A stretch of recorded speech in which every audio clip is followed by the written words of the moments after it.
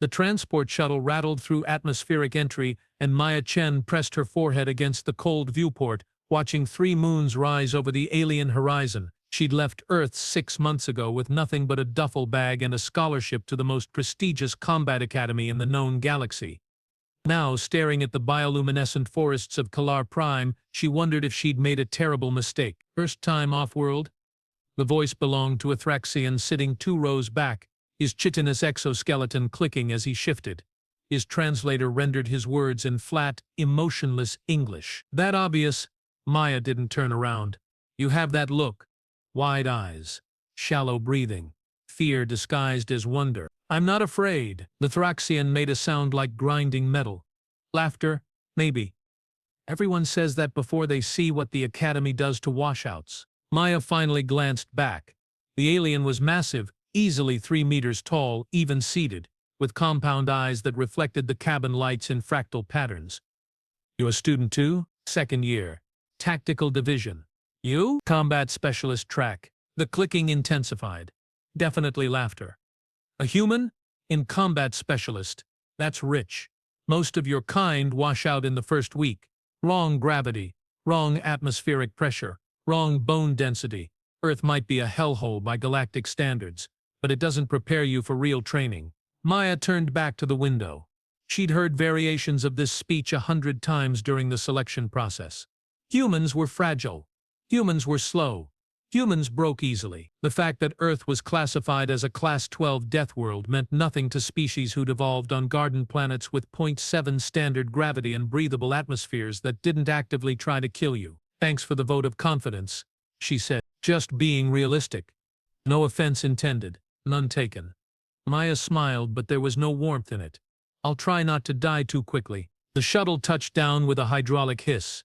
Through the viewport, the Kalar Prime Combat Academy sprawled across a plateau like a small city. Crystalline structures caught the light of the planet's yellow sun, and training grounds stretched to the horizon, dotted with obstacle courses that looked designed by sadists with advanced engineering degrees. Maya grabbed her duffel and joined the flow of students disembarking. The gravity hit her immediately, nearly 20% heavier than Earth's standard. Her knees buckled slightly, before her muscles compensated. Around her, aliens of a dozen species moved with ease. Thraxians, Velcor, Synth, Drayan, species she couldn't even name. She was the only human in sight. The orientation lasted 3 hours. Commandant Vex, a Velcar with silver scales and eyes like liquid mercury, explained the rules in a voice that could cut steel. No special accommodations, no exceptions, based on species. Succeed or transfer to civilian education. The Academy maintained a 62% attrition rate, and Vex seemed proud of that number. You will be sorted into combat groups of 6, Vex continued, his tail swishing behind him like a metronome. These groups will train together, compete together, and fail together if necessary. Trust is not optional. Neither is excellence. Maya was assigned to Group 17. She found them in the barracks, a converted hangar with sleeping pods stacked 3 high. Her new teammates looked thrilled to see her. They sent us a human. The speaker was Crag, a Drayan whose crimson skin seemed to pulse with suppressed aggression. He stood 2.5 meters tall, all muscle and arrogance. What's next, a Prelian infant? Greg, be civil. The reprimand came from Sura, a synth whose serpentine lower body coiled beneath her humanoid torso. Her voice carried the sibilant edge of her species. She passed the entrance trials. That counts for something. Passing trials in reduced gravity simulation doesn't count for much here. Crag folded his arms, each bicep thicker than Maya's thigh. I've seen the statistics. Humans don't last. The other 3 team members said nothing. Jex, a Thraxian engineer type, examined Maya like she was a mechanical problem to solve. Run and Talvor, both Velcor, simply looked disappointed. Maya dropped her duffel on an unclaimed sleeping pod. Well, this is going to be fun. Fun isn't the objective, Crag said. Winning is. And you're a liability. Then I guess you'll have to carry my fragile human weight. Maya climbed into her pod and sealed the privacy screen. Behind the translucent barrier, she let out a breath she hadn't realized she'd been helling. Training began the next morning at dawn. The instructors didn't ease anyone into the curriculum.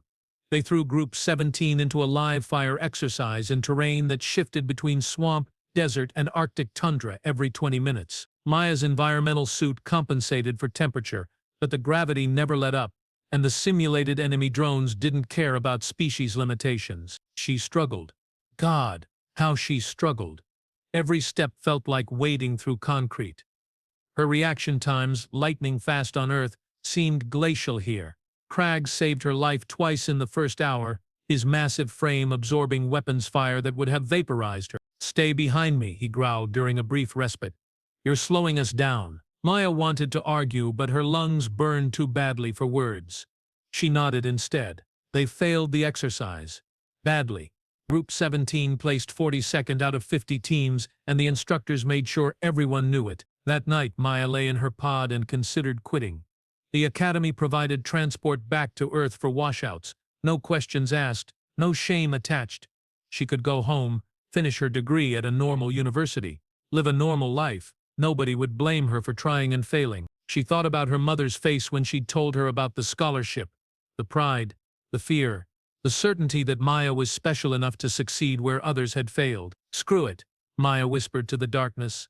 If she was going to fail, it wouldn't be from lack of effort. She started adapting. Earth's higher gravity had given her denser bones, stronger tendons, more efficient cardiovascular systems than most species. But here, that advantage was negated. So she had to get smarter, faster, more strategic. During the second week, Group 17 ran an urban combat scenario. Instead of trying to match Cragg's brute force or Sura's speed, Maya focused on angles and timing. She used her smaller size to navigate spaces the others couldn't reach. When a simulated enemy squad cornered them in an alley, she scaled a vertical wall using handholds too small for Thraxian fingers and flanked their position from above. Cragg stared at her afterward. "That was unexpected." "Humans are climbers," Maya said, checking her weapon. "It's what we do." Their ranking improved. 31st, 26th, 19th. The team started listening when she offered tactical suggestions. Drax even asked her opinion on a demolition sequence, and her answer saved them from a catastrophic failure during an engineering challenge. But Cragg still watched her like she was a grenade with a faulty pin. The tournament announcement came at the end of the third month. Every year the Academy hosted a grand melee, a brutal free-for-all where teams competed in elimination rounds until only one remained. The winning team received honors, privileges, and guaranteed placement in elite military units across the galaxy. "We're entering," Cragg announced during a team meeting. Nobody argued. "We have 2 months to prepare. That means twice daily training strategy sessions, and no distractions." They trained like demons. Maya pushed herself past every limit she thought she had, then found new ones to break. The enhanced gravity stopped feeling like an enemy, and started feeling like home. Her reaction times sharpened. Her aim improved. She learned to anticipate how different species moved, where they were vulnerable, how they thought. Group 17 climbed to 12th in the overall rankings. Then 8th, then 5th. Cragg started treating her differently. Not quite with respect, but something closer to acknowledgement. "You're not completely useless," he said after she'd single-handedly held a choke point against 3 enemy teams during a training scenario. "High praise," Maya replied, reloading her pulse rifle. "I'm touched. Don't let it go to your head. You're still the weakest link. Then maybe the chain's stronger than you think." The tournament brackets were announced a week before the event. Group 17 drew a favorable position, facing mid-tier teams in the early rounds. If they survived to the semi-finals, they'd likely face Group 3 led by Vex's own son, Drax. The Velkar prodigy had never lost a tournament match in 2 years. "We can take them," Sator said, studying the brackets with her vertical slit pupils. "If we're smart, if we coordinate perfectly, we have a chance." "We'll need more than a chance," Talvor muttered. "Drax is undefeated for a reason." The opening ceremony was pure spectacle. 10,000 students packed the main arena, and the holographic displays showed highlights from previous tournaments. Maya watched warriors of 100 species demonstrate skills that defied physics. Thraxians who could bend durasteel with their bare claws, Drayan who moved faster than her eyes could track, Velkor, whose tactical processors could calculate victory conditions in microseconds. And then there was her, human. Deathworlder by classification, but still just 5'6" and 70 kilograms of flesh and bone that felt inadequate next to literal giants. The first match was almost embarrassing. Group 17 tore through their opponents, a team of Prelian scholars who'd somehow qualified but clearly didn't belong in combat competition. The second match was harder, a close victory against a skilled but overconfident synth squad. The third match pushed them to their limits, a brutal slugfest against a Thraxian heavy assault team that nearly crushed them through sheer firepower. But they won. They kept winning. Group 17 reached the semifinals on a streak of 7 consecutive victories. The arena crowds started recognizing them. The betting pools gave them reasonable odds. Croc was flying high on adrenaline and glory. Then Drax issued his challenge. It came during a public training session, broadcast across the Academy network.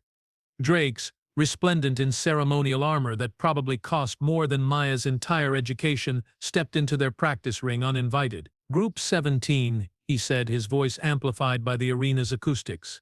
"You've impressed the masses with your unexpected rise, but before we face your team in the semi-finals, I have a proposition." Greg stepped forward. "We're listening." "You're human." Maya Chen. Drax's mercury eyes fixed on her. "I've watched your matches. You're competent for your species. I'll grant you that. But you're being carried by stronger teammates. Everyone knows it." Maya felt heat rise in her chest, but she kept her expression neutral. "So here's my offer," Drax continued. "Face me in single combat before the semi-final match. No weapons, no armor. Just skill against skill. When I win, as I inevitably will, your team forfeits the semi-final, saves everyone the time and embarrassment of watching you get crushed." The arena went silent. Thousands of eyes turned to Maya. "And if I win?" she asked quietly. Drax laughed, a sound like crystal bells shattering. "If you win, Group 17 advances automatically to the finals. But we both know that won't happen. You're a Deathworlder who can barely handle standard gravity. I'm the most decorated student in Academy history. This isn't a fight, it's a public service." Craig grabbed Maya's shoulder. "Don't do this. It's a trap. Drax doesn't make offers he can't win." But Maya was staring at the Velkar prince, and something cold and sharp had settled in her gut. 6 months of being called weak. 6 months of being told humans didn't belong. 6 months of proving herself over and over while still being treated like a mascot. "You want a real fight?" she asked. Drax smiled. "I demand one. Tomorrow, main arena. I accept." The crowd erupted. Rakag looked horrified. Sarah's tail coiled tight with anxiety. But Maya felt nothing but calm certainty. She spent that night alone, reviewing everything she knew about Velkar physiology, combat styles, and psychology. Drax was faster, stronger, more experienced. He had every advantage except one. He'd never fought someone who grew up on a planet actively trying to kill them every single day. The next morning, Maya walked into the arena wearing nothing but a training suit. No weapons, no enhancements. Just her and whatever she could remember from a childhood of survival. Drax waited at the center of the combat circle, looking like a predator about to claim easy prey. The referee, a neutral coordinator species, explained the rules. Fight until submission or incapacitation. No lethal techniques. Begin on the signal. The signal came. Drax moved first, blindingly fast, his clawed hands sweeping toward Maya's throat in a strike designed to end things immediately. Maya wasn't there anymore. She'd spent 20 years learning to dodge falling trees, flash floods, apex predators, and gravity that wanted to crush her into paste. Drax's attack, fast as it was, telegraphed like a billboard. She slipped inside his guard, drove her elbow into the nerve cluster behind his left knee that she'd identified in her research, and used his own momentum to send him stumbling. The crowd gasped. Drax recovered instantly, spinning into a kick that would have decapitated a Thraxian. Maya ducked under it, swept his supporting leg, and watched 2.5 meters of Velkar superiority hit the arena floor with a thunderous impact. "Get up," she said quietly. "You demanded a real fight. I'm just getting started." Drax rose, and for the first time there was something other than arrogance in his eyes. It was fear. Drax circled Maya with newfound caution, his silver scales rippling in the arena lights. The crowd had gone from anticipatory cheering to shocked silence. In the VIP section, Commandant Vex leaned forward, his tail motionless for the first time anyone could remember. "Lucky strikes," Drax muttered, though his voice lacked conviction. Let's see how you handle sustained combat. He attacked again, this time with calculated precision instead of overwhelming speed.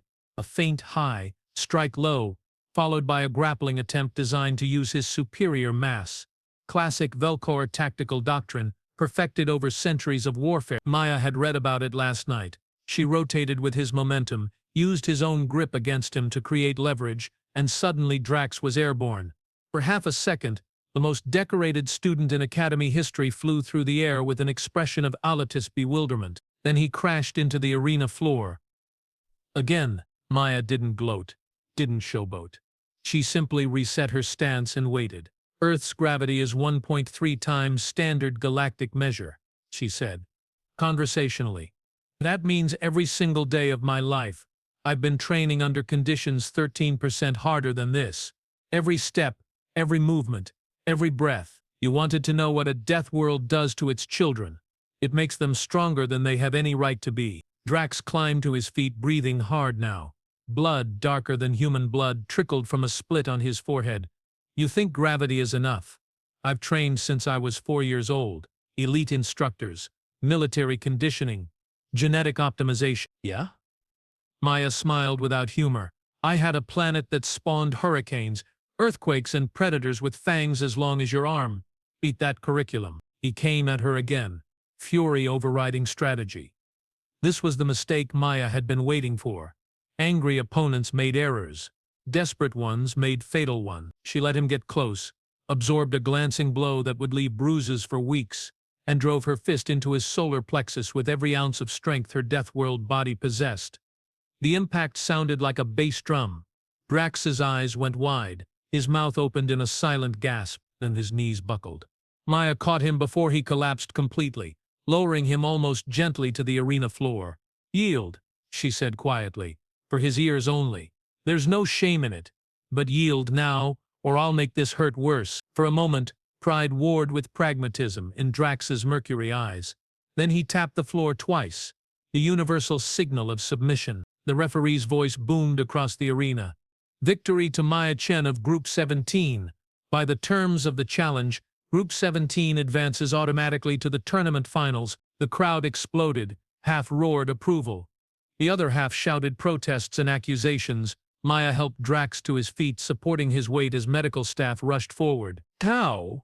He whispered. How did you move like that? Because every day of my life was harder than your best training session, Maya replied.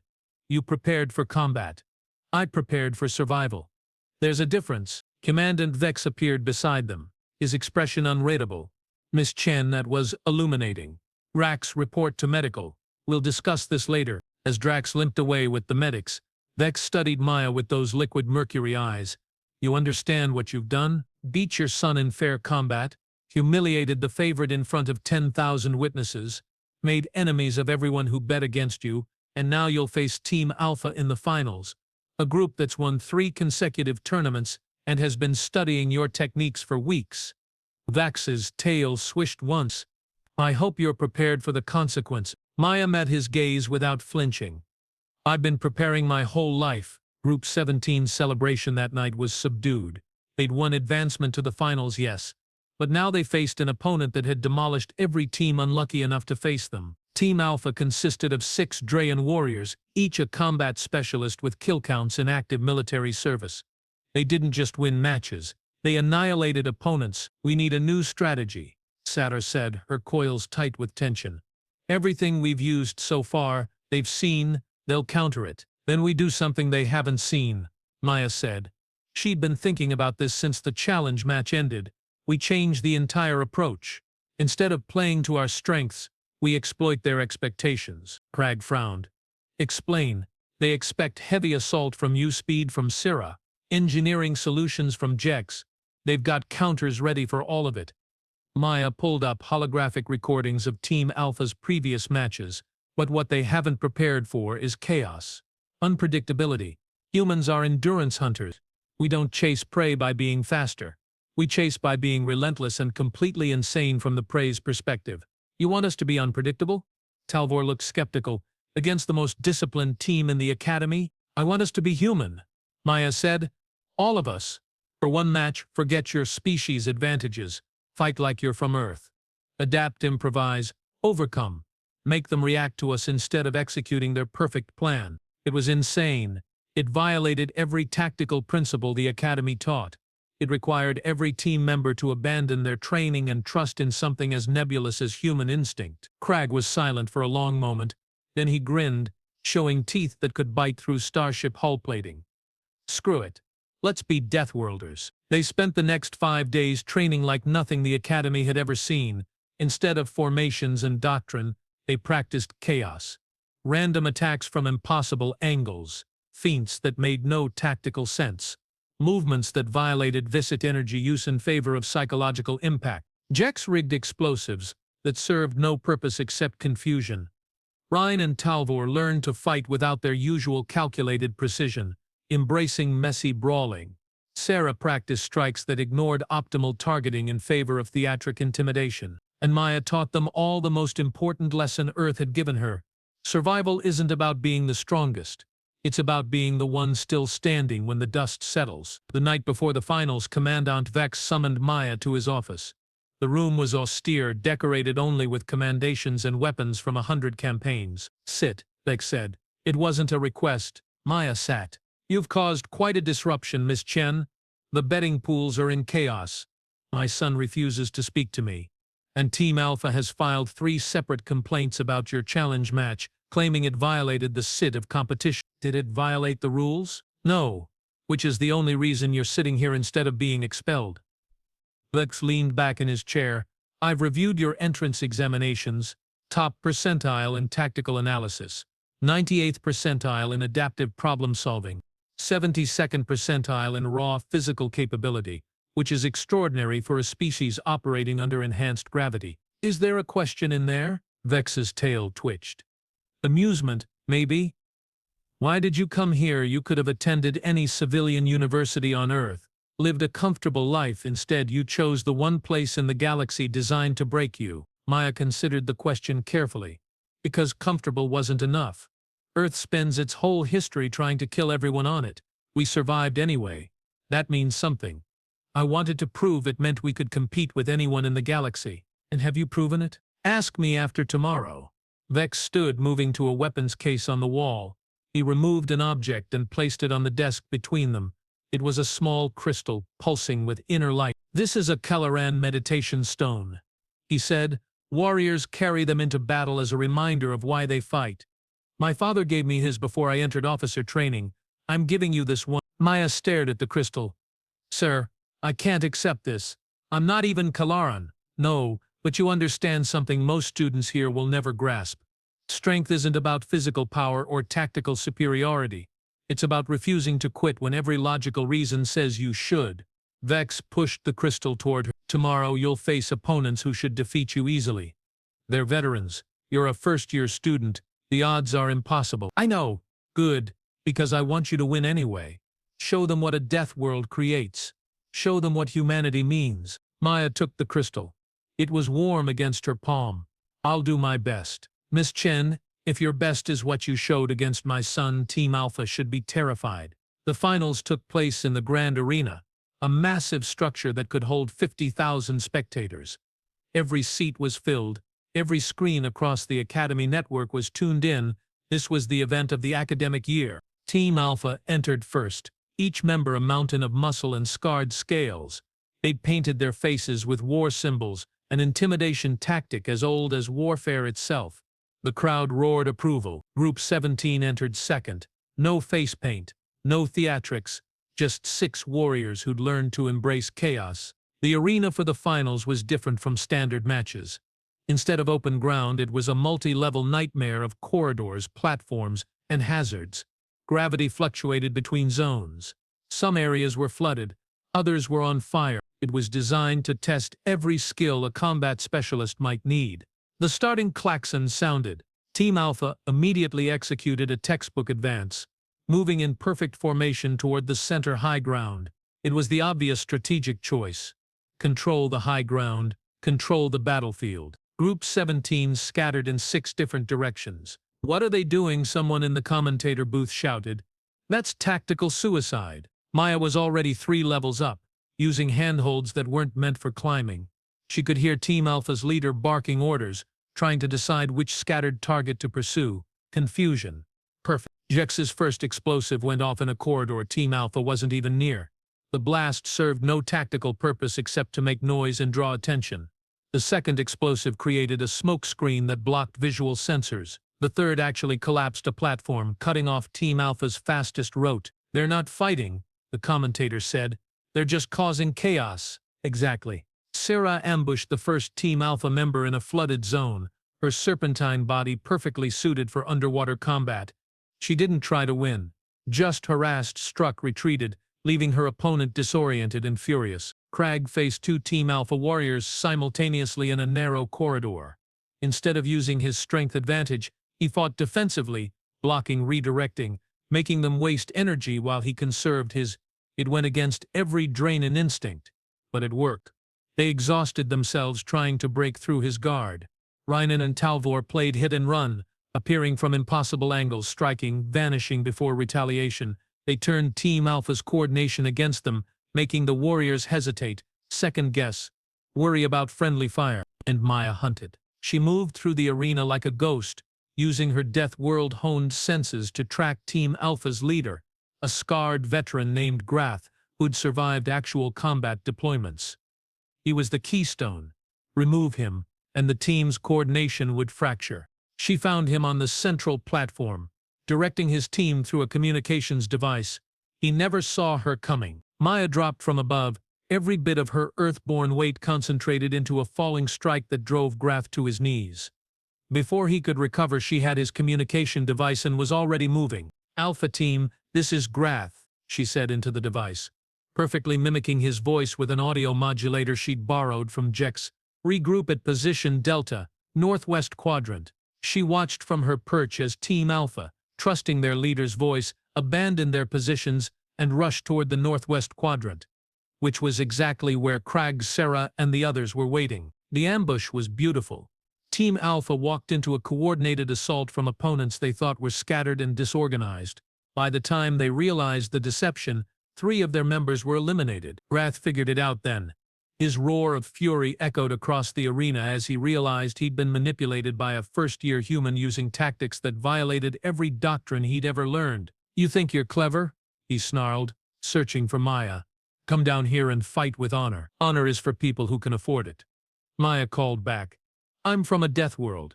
We fight to win." She dropped into the arena floor, landing in a crouch that would have shattered bones for most species.